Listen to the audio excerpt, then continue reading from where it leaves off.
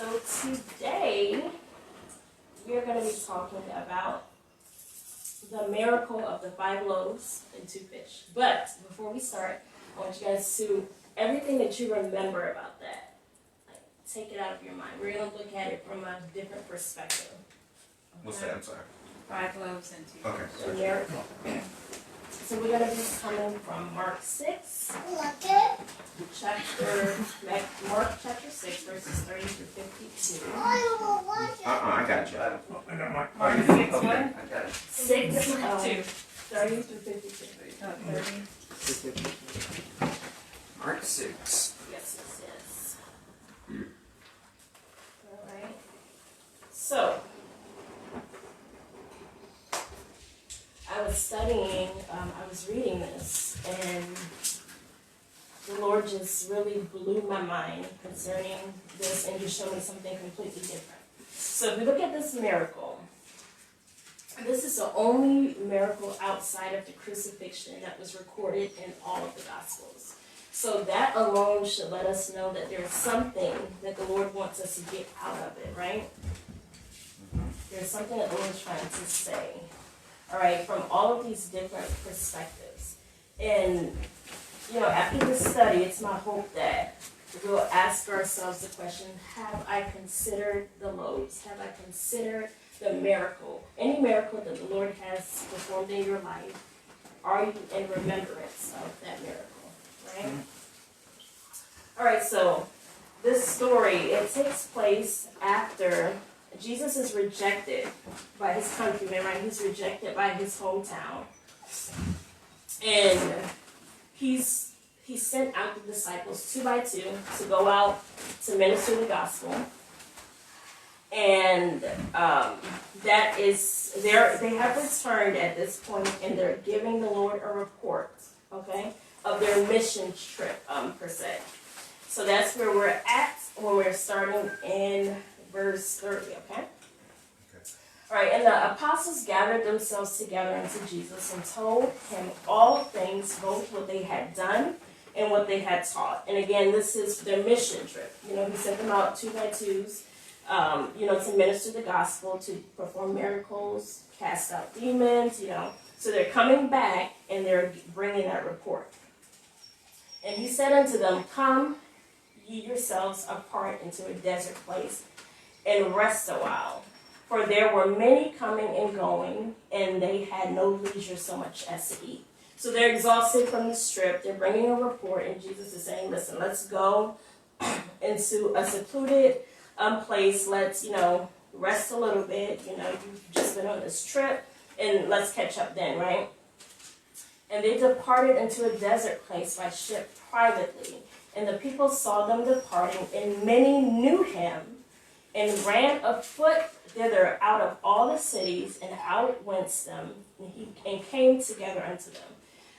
So they can't escape, okay? They're trying to get away, to get a rest, catch up on what's going on, and they are just unable to escape. The multitudes are following.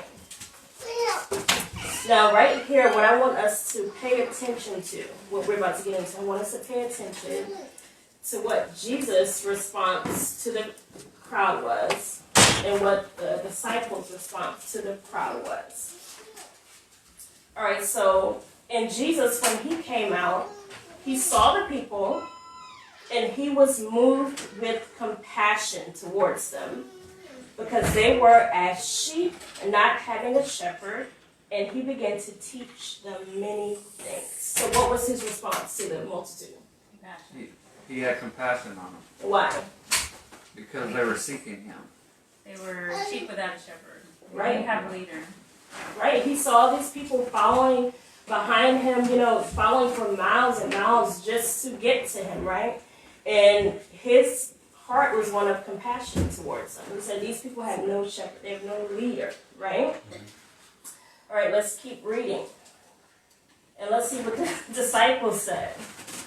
And Jesus, when he came out, right, he saw much people, he was moved with compassion towards them because they were as sheep, not having a shepherd. And he began to teach them many things.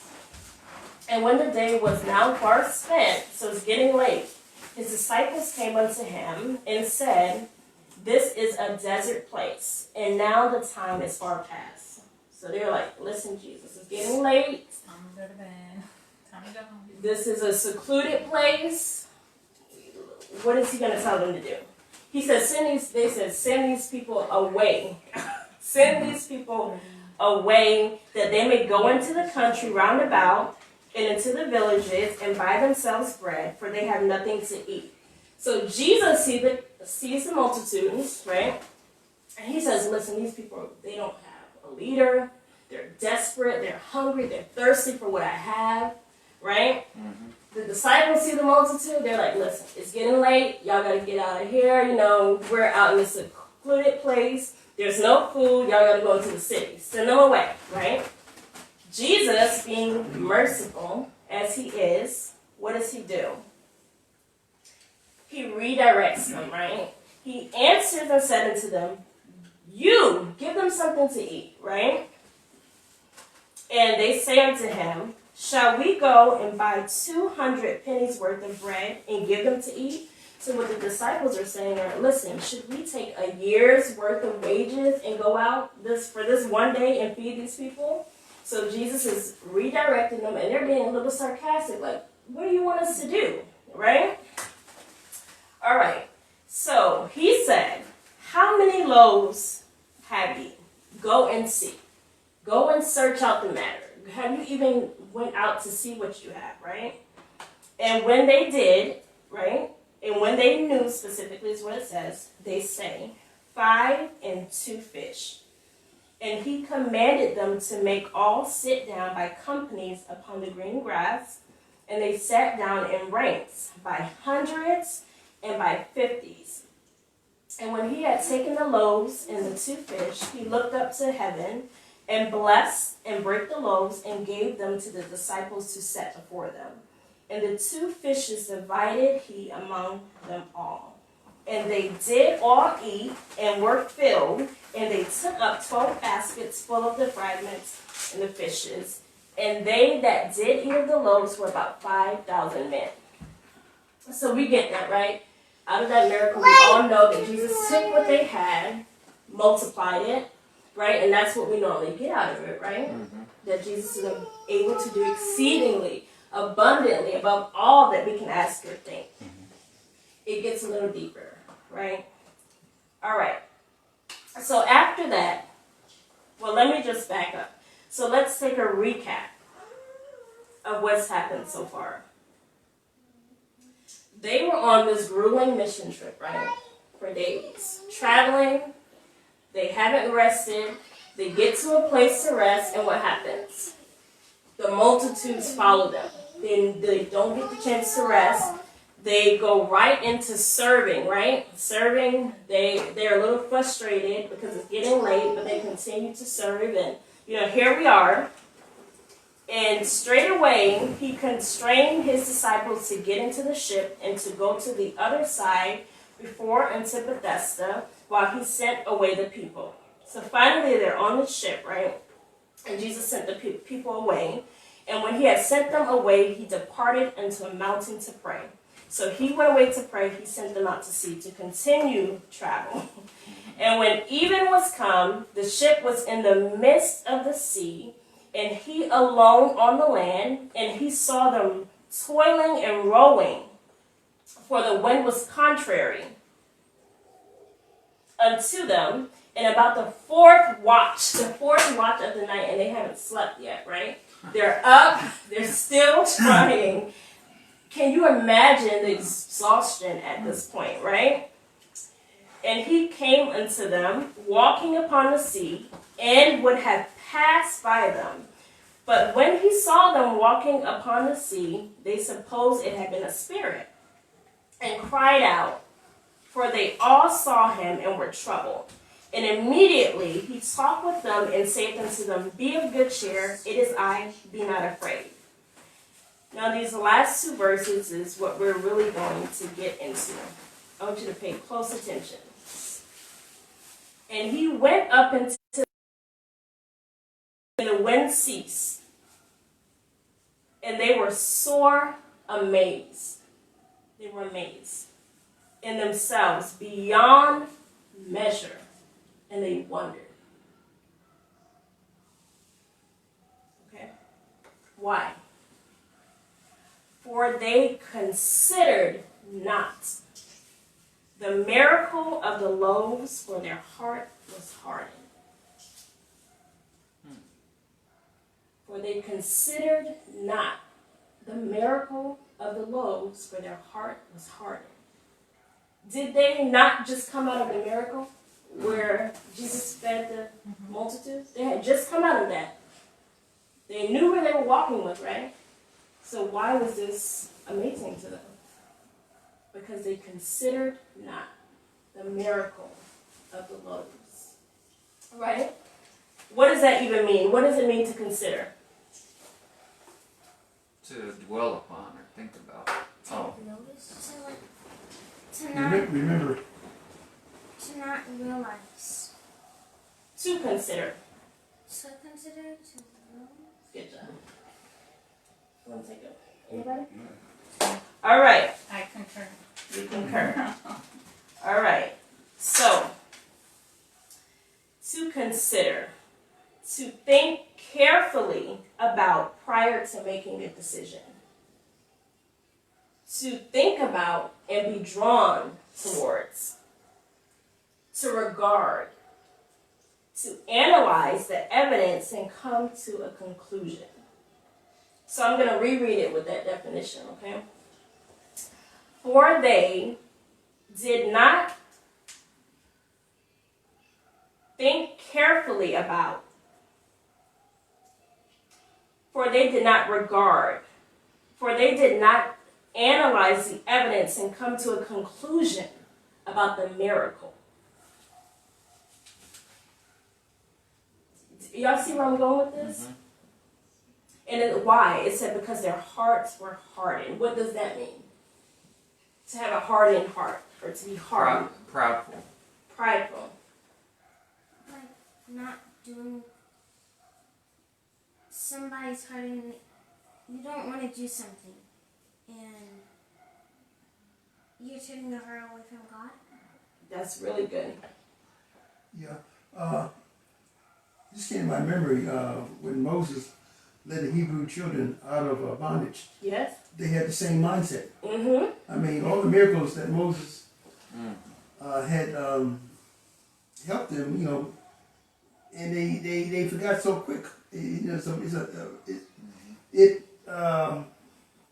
makes me wonder. I mean, come on. Come on, right?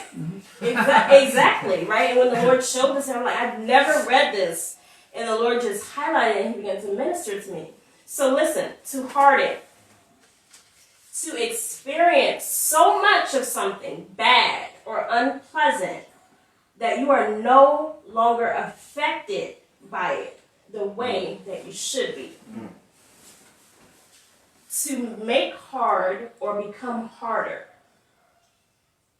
Unfeeling, pitiless. Harden comes from the Greek root word, peru, meaning to cover with thick skin, to harden or to callous, to blind. A callus is layers of thick skin that prevent any dexterity or feeling. So like when you first start playing the guitar, right? You're plucking, you're getting so much of it to where at first your finger is very tender, right? Your plucking is hurting, but over time it develops a callus to where you can't feel anything, right? So what Jesus is saying, or what He showed me, is they considered, they didn't analyze, they didn't stop to think about the miracle because their heart was hardened. But wait a minute. We're not talking about the Pharisees. We're not talking about the religious leaders. We're not talking about people who rejected God or rebellious people. We're talking about the holy men of renown, the 12 disciples, the 12 apostles. How could they possibly have hardened hearts? What happened? What happened? Well, do you remember when I started talking about the conditions, right? They were exhausted, right? They didn't get time to rest. I mean,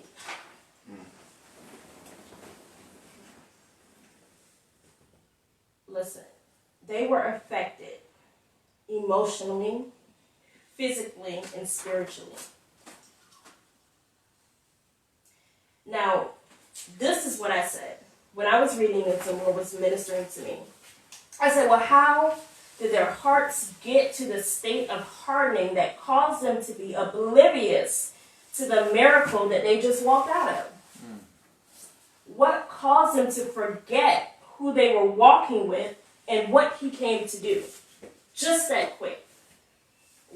And then most importantly, what brought them back to the place of remembering and seeing Jesus for who he was? Because that happened, right? They saw Jesus, they were in awe, they were amazed, they were awestruck. All right? And what the Lord revealed to me is it all boils down to the heart. So you guys remember the study of the body, the soul, and the spirit?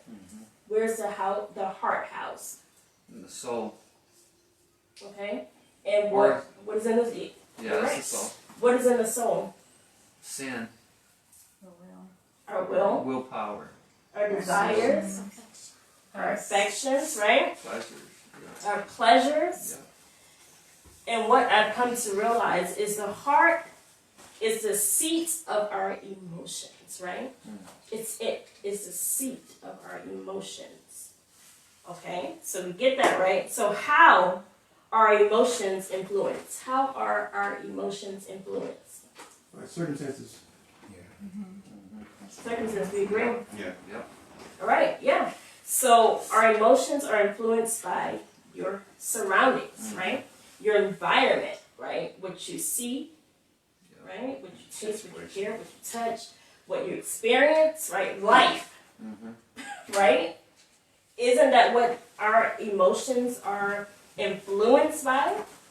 So throughout the story that we were reading, we see that the disciples were gravely affected physically, emotionally, spiritually.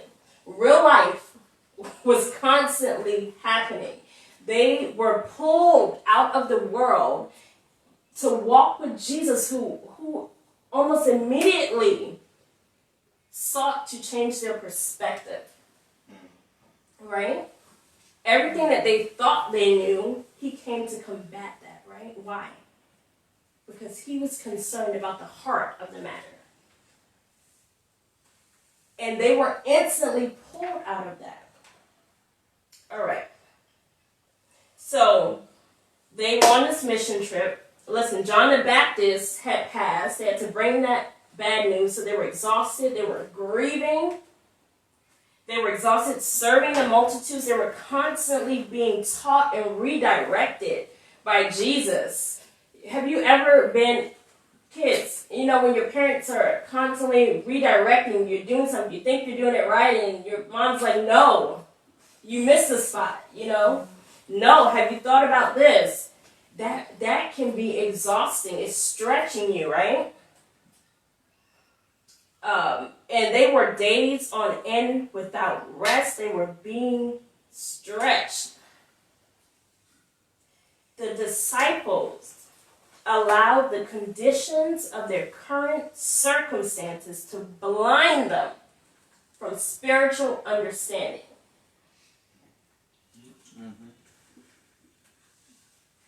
The condition of your heart can blind you from spiritual understanding. You can become insensitive to the Spirit of God. You can be insensitive to the move of God, to the people of God, right?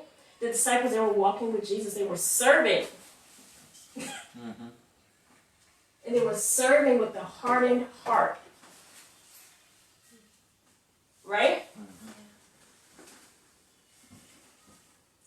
You can be in leadership with a hardened heart. You can be in a marriage with a hardened heart. You can be a parent with a hardened heart. You're moving, you're operating, but your heart has become so hard due to circumstances that it has become calloused. You are unfeeling. You no longer have a tender heart towards people, towards God. And the Lord really wants to deal with that. The Lord wants to deal with that. In Jeremiah, we see, Jeremiah 17, the heart is deceitful above all things, right? Desperately wicked. Who can know it? I, the Lord, search the heart. I try the reins, even to give every man according to his ways and according to the fruit of his doing. So it doesn't matter what you do. Doesn't matter what you do if you're doing it out of a hardened heart, a calloused heart. The Lord said he searches that. He goes to the deep. He doesn't care what you're doing on the outside, right? And we talked about how our emotions are influenced by our surroundings, right? So, I mean, we're all here. We're all living. We're all seeing the same things, experiencing the same things. So how can our hearts not become hardened? How can we live in this world but not be affected by the world?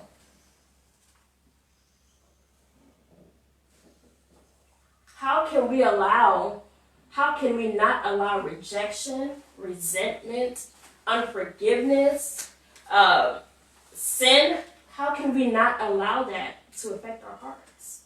You gotta stay focused with Christ. Gotta stay focused. Yeah? Yeah. Anybody? I mean, I would say prayer. Being aware of, because I think that you can be aware. Like I know when my heart is hard. Mm-hmm. Sometimes sure I can't, but I'm got it because we have the Holy Spirit. Mm-hmm. So He makes me aware of, when I'm operating or doing things just to do it. I can be aware. He makes it. He highlights it. So, from that I'm able to, go in prayer and meditate and ask the Lord, for help in that area. That would be what I would say. At least now, anyway. Yeah, right? Mm-hmm. Ezekiel 11, excuse me. There's a promise from the Lord. It said, and I will give them one heart, and I will put a new spirit within you, and I will take that stony heart out of you, right? And I will give them a heart of flesh. He'll make us tender-hearted towards Him and towards others. How? It's not by what we can accomplish, by His Holy Spirit. That is the way that we're able to overcome the world. To be in the world, but not be affected by the world. To be in a classroom surrounded with sin and compromise, but not to be affected by it. Right? To be in a world divided, full of chaos, but not to allow our heart to grow cold towards a race of people, government, right? We should be tender. Sorry, babe, what is it? If you had a wooden heart, you couldn't live. Right? Mm-hmm. You can't live with a stony heart, right? Listen.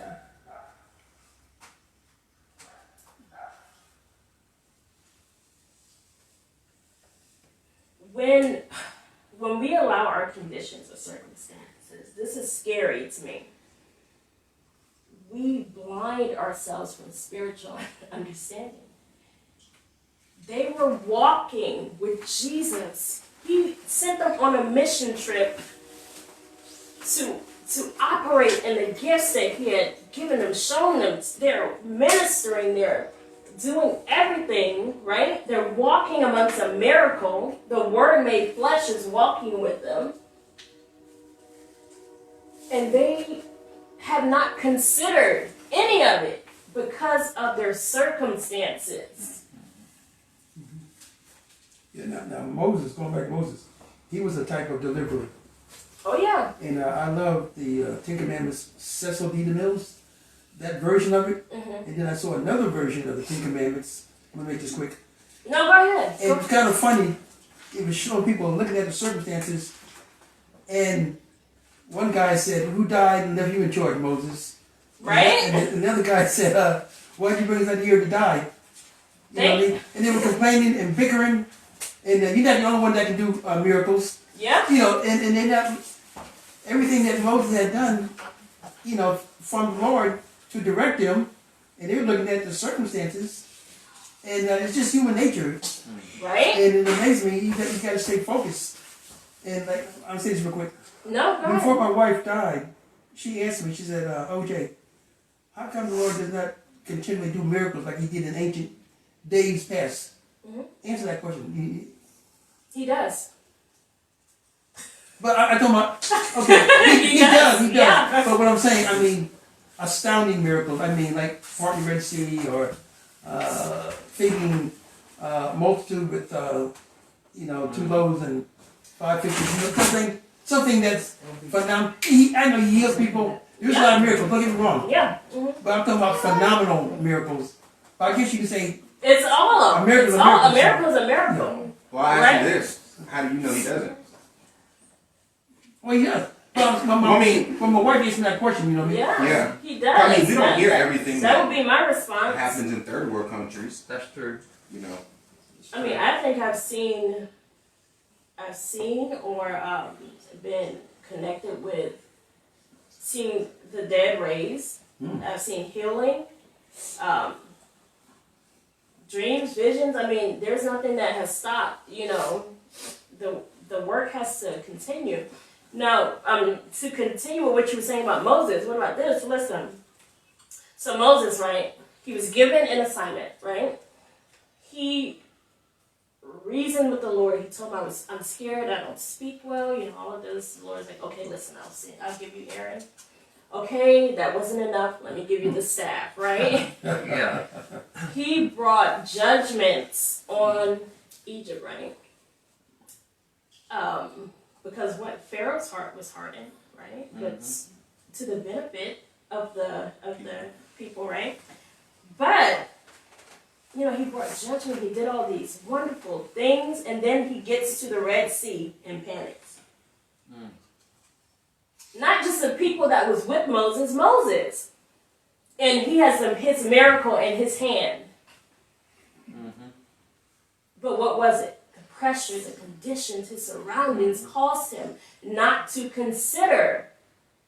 Like, you just brought judgment upon a nation that had these people captive for how long? And the Lord used you, the mighty deliverer, to bring these people out, and here you are panicking. You think that it stops here? Is it not the same God? No matter what? Come on. So we can't allow our circumstances, our surroundings to forget the miracle that we just walked out of. I'll share a story, a testimony. So I was pregnant with twins, and I lost them. And that was one of the hardest times in my life. It was devastating, okay? And I really had to sit with the Lord and talk with Him for Him to get me out of what I was in. And, I just talked to the Lord, and I considered, what I had gone through before, considered where I was at, and I made the decision that you are still God, right? I made the decision that, Lord, you give and you take away, but blessed be your name. You're the same God that gave me money when I didn't have money. You're the same God that will get me through this, right? I took the time to consider and to reason that because He took those babies to heaven with Him, that He's still on the throne. I had to reason and talk with God, right? And so here I am. I get to that point, and I'm so full with gratitude because I considered who I serve. I considered who God is. And without saying too much, I was on the point to where I was bedridden. I couldn't walk, couldn't do anything for myself, couldn't barely talk, but I wanted to praise God. I wanted to worship. I wanted to dance, because that's just the gratitude when you consider who you serve. I realized and made a decision that He is the same God, right? And so here I am, maybe a year later, and I'm pregnant with Miss Hannah, little Miss Hannah. And I am about to give birth, and all of a sudden something came over me, and I began to grieve or feel guilty because, what about, I'm about to give birth to her, but what about the babies who didn't make it? And I began to grieve, and I was just bawling and crying. And I'm like, wait a minute. I have to celebrate this miracle. Like, right? Yeah. There's a miracle in my belly. Like, she didn't have to make it.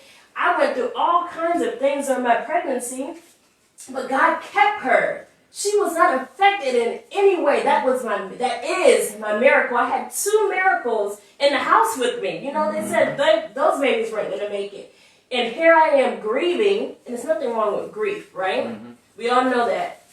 But don't allow your circumstances to cause you to forget who God is. God is still worthy, okay? It doesn't matter what things, this world is chaotic right now. There are hateful people in this world, okay? There is a divided nation right now in America. There are people being oppressed in different areas of the world. But God is still God. And we have to be careful and not to allow our circumstances to cause us to have a hardened heart towards anybody, right? And we have to be careful about not just going through the motions of life with a hardened heart. You can't see God in anything, and it causes you to miss God here, but eternally too. Listen, the Word of God, the brain is not mentioned once in the Bible.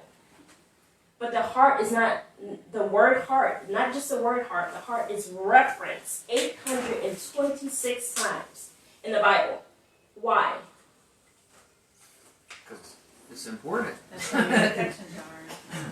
Right? Mm-hmm. Housing your soul. Mm-hmm. It reveals who you are.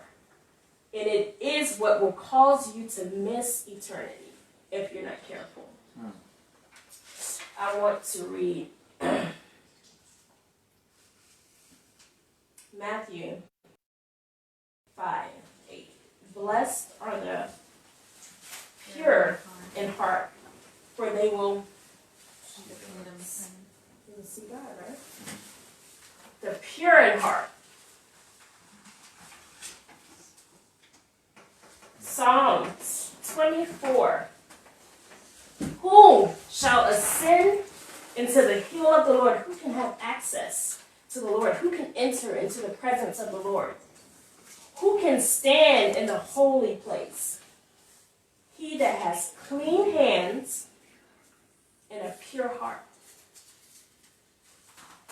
who have not lifted up their soul to vanity, nor sworn deceitfully, because that's what having a defiled, hardened, stony heart will cause you to do.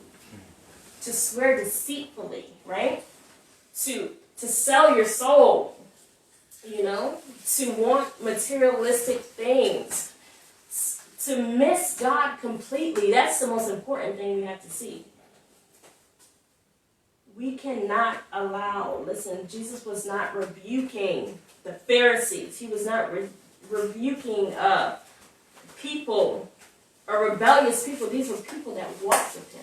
They were on a journey. They were pulled out of the world, like I said, encountered with the new truth, the only truth, but new to them, a new perspective, right? Jesus was dealing with their hearts. And the reason why, because they could not continue the mission. They could not continue the work the way they were. Yeah. Look at them now. I mean, these were men ready to go to the stake. They did not care. They were bold, right? They were pure before God. They experienced God in a way like no other, a way that we desire to. But it is because those layers were peeled back. Those callous layers were peeled off of their heart. That journey with Jesus, that walk with Jesus changed their hearts. It made them tender. When they saw people, what was their reaction then? Was it send them away to go to the city so they can fend for themselves? No, when they saw people, they were moved with compassion to heal them. It changed, right? They were willing to go through these cities and face persecution to get the gospel to people because they had a love, right? They became tender-hearted and kind towards people.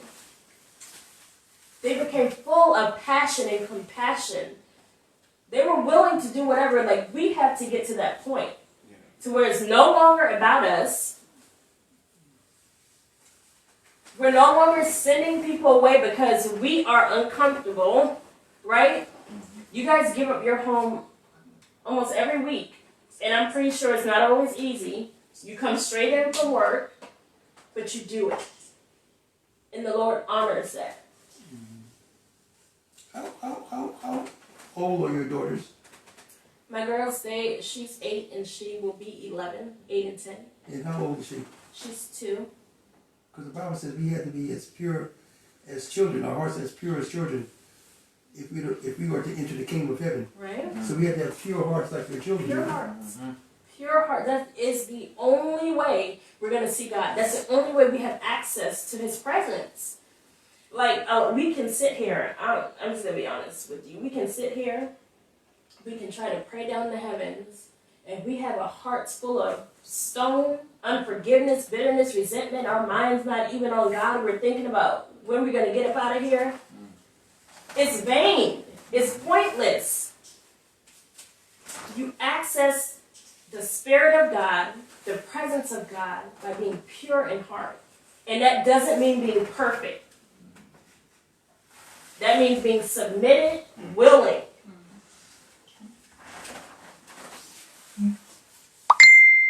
So, it all boils down to the heart. I was just amazed at what the Lord showed them, because we always get, the Lord is able to do exceedingly abundantly, He was able to multiply, And that's good, that's real good, right? But they missed it. They were walking with Him and they missed it. It went over their heads, and we don't want that. But there's a promise. I will give them one heart, and I will put a new spirit within you. And I will take that stony heart out of your flesh, and I will give you a heart of flesh. I will give you a tender heart. I will give you a heart that's able to love beyond the circumstances, able to surrender beyond the circumstances, a heart that's able to remember me, right? Because we want to be remembered by God. So when I just encourage you, when you're in situations that look hard, uncomfortable, remember the God that provided. Remember the God that healed. Remember the God that sustained. Life is not easy. God knows I've been through some things. I've been, I know Miss OJ probably like, what you mean, you're still a child? I've been a child. I've been in school. I endured peer pressure. I have been through it, I have lacked most of my life probably, But the Lord has always provided, or I shouldn't say I've lacked all of my life, but I haven't been rich.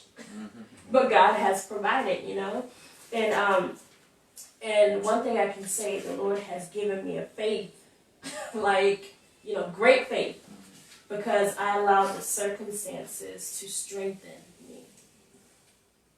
I never forgot that Jesus is the same yesterday, today, forevermore. He's still seated on the throne, and I just encourage you to remember that. Don't allow life to turn you into this cold person who's so insensitive to you miss what God is doing in the midst. The world is in chaos, right? But is there revival happening within the church? Absolutely, but we can't see that if we're so hard-hearted and everything is just wrong, right? Everything is just wrong. Everyone's just in sin. What is God doing within you?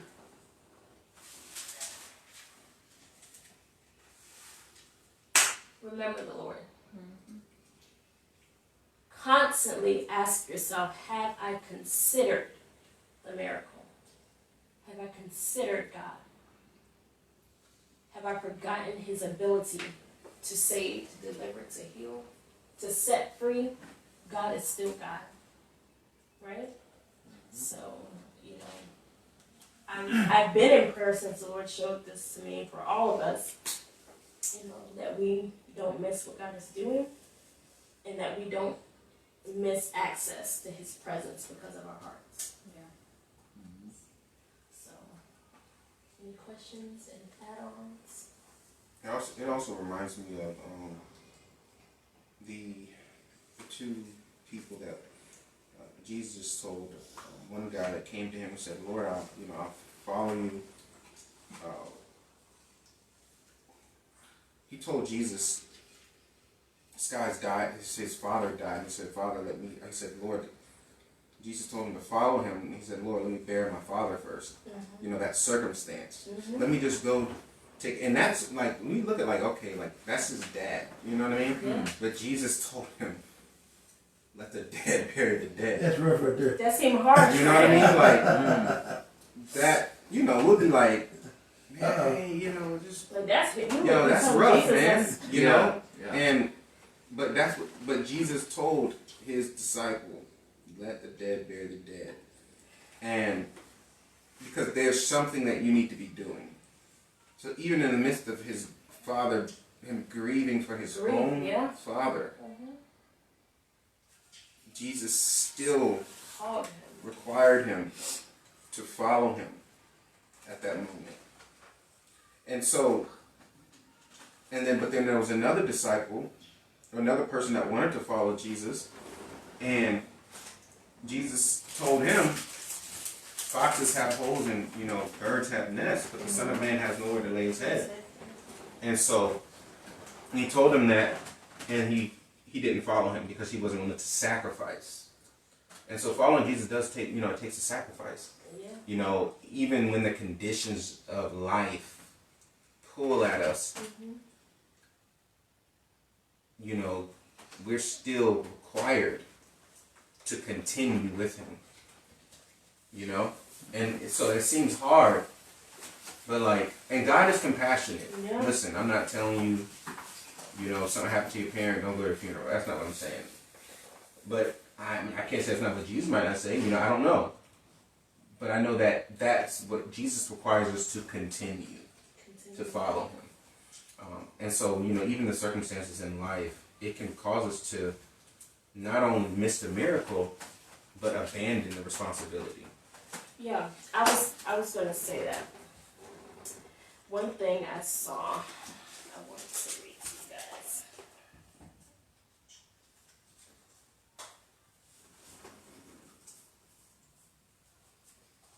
Here's my phone, isn't she? No, I got it. Actually, that's mine. I read something, I was like, this is so good.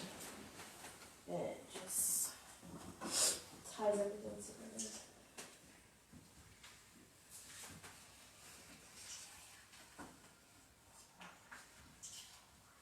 Just a second, sorry.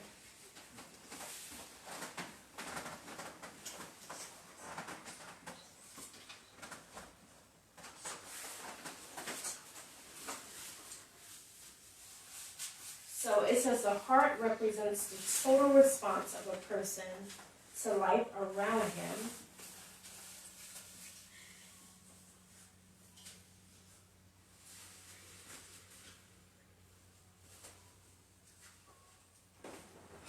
Sorry.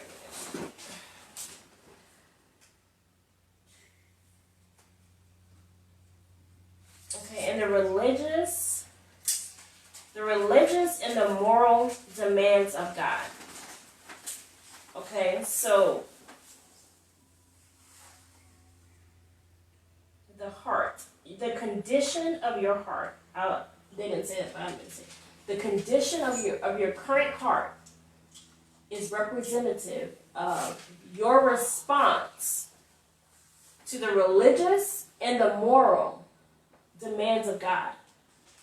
So if you have a hardened heart or a stony heart or rebellious heart, that's your reaction to God. Okay. The current condition of your heart. So if you think about it like that, like what is my heart right now? What's in my heart? Because that's my response to God. And that should lead us all to the altar. Right? We should be, constant, just, the Lord is merciful. He's so wise, and, he gives us wisdom concerning his word and understanding, and I'm so grateful. So, that is that, guys.